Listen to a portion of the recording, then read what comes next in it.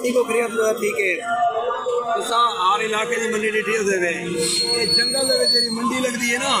ये जंगल है ये वे कैरोड़ बकर लाल ईसन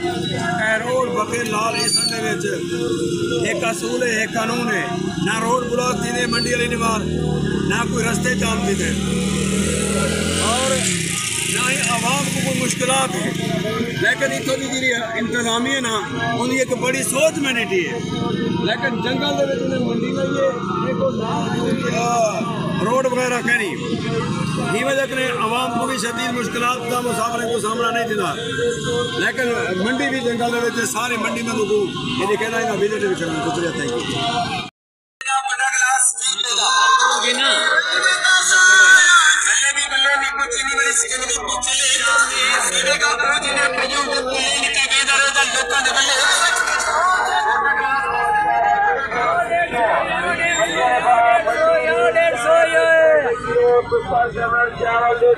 किलो